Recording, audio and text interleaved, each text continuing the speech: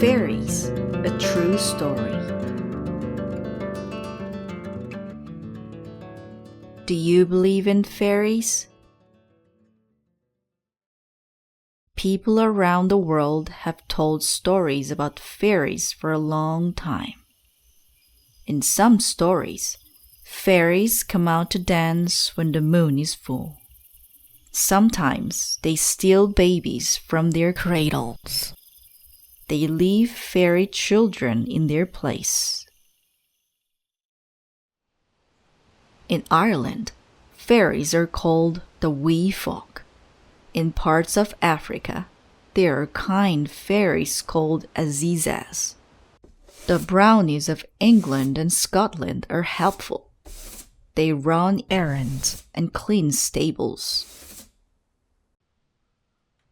But not all fairies are friendly. Britain's ugly spriggans bring bad weather to ruin crops. And the Lashy, or Slavic forest fairies, beat people with sticks and tree limbs. Cautious travelers carried dry bread in their pockets to protect themselves from fairy mischief. More than 2 centuries ago, brothers Jacob and Wilhelm Grimm spent many years collecting German fairy tales. Their book, Children's and Household Tales, was published in 1812. It became popular around the world. But are fairies real? Today, most people say no. Some folklore researchers, though, say maybe. They say that a long time ago, in Great Britain, there may have been a group of small people. They may have been conquered by tall invaders. To avoid capture, these small people hid in the forest. They wore green clothes so they would be hard to spot. They came out only at night to hunt and steal food. Sometimes they even switched their sick babies for healthy ones. Over time, these small people died off, but their neighbors still told tales about them. There are others who say fairies are real. They insist they have seen them. In 1842, in Stowmarket, England, a man saw a dozen fairies dancing in the moonlight. He ran home and told his neighbors. They rushed back to the meadow. But when they got there, the fairies had disappeared. William Blake was a famous British poet. He claimed to have seen a fairy funeral. He told his friends the fairies were as small as grasshoppers. They carried the dead fairy on a rose petal. They sang a sad song as they passed him in the garden. Did these men really see fairies? Maybe, maybe not. People sometimes make up stories to explain things they don't understand. Weather can play tricks on our eyes. Fairies dancing in a meadow might be nothing more than fireflies or snowflakes. Some people who think they have seen fairies have been tricked. The most famous fairy prank took place in Cottingley, England. One afternoon in July 1917, 2 cousins named Elsie Wright and Frances Griffiths drew some pretty fairy pictures.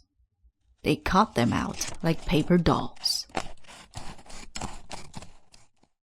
Elsie took a photo of Frances talking to the fairies.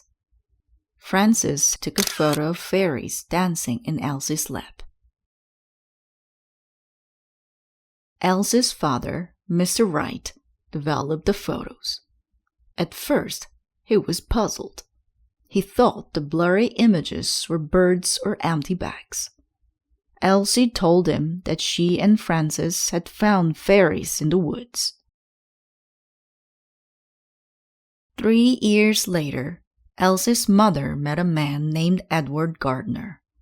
He was a well-known teacher of fairy folklore. Mrs. Wright told him that her daughter had taken photos of fairies. Mr. Gardner showed the photos to men at the Kodak Camera Lab in London. One man said the pictures were fake, but another man noticed a blur in the photo. He said that meant the fairy was moving. He said the photos were real. Mr. Gardner was delighted. He told everyone he knew that fairies lived in the Cottingley woods. He asked the girls to take more fairy photos. They agreed. They sent 3 more photos to Mr. Gardner. Newspaper reported the amazing news. "Fairies in Yorkshire," the headlines declared. "An epic-making event." Some people laughed. Others believed the fairies were real. They went to Cottingley to hunt the fairies. They visited Elsie and Frances. They asked the girls to show them where they had taken the photos. Sir Arthur Conan Doyle was a famous author. He wrote the Sherlock Holmes mystery stories. He believed Elsie and Frances' fairies were real.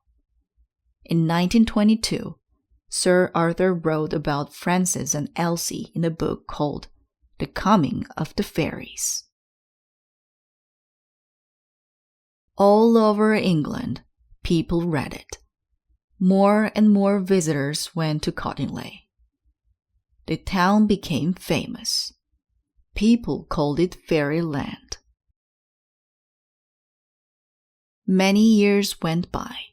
In 1981, when Elsie and Frances were old women, they admitted that the fairy photos were a joke.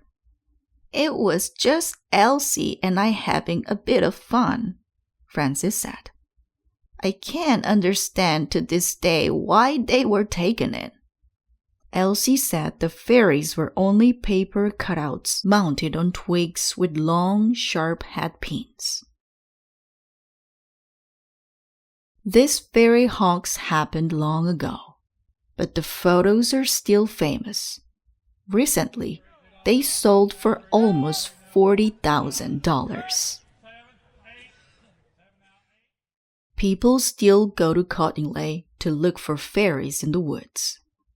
They still read the fairy tales written by the Brothers Grimm. There are poems and plays about fairies too. Could some of the old fairy stories be true? Will a piece of dry bread protect you from fairy troublemakers? What do you think?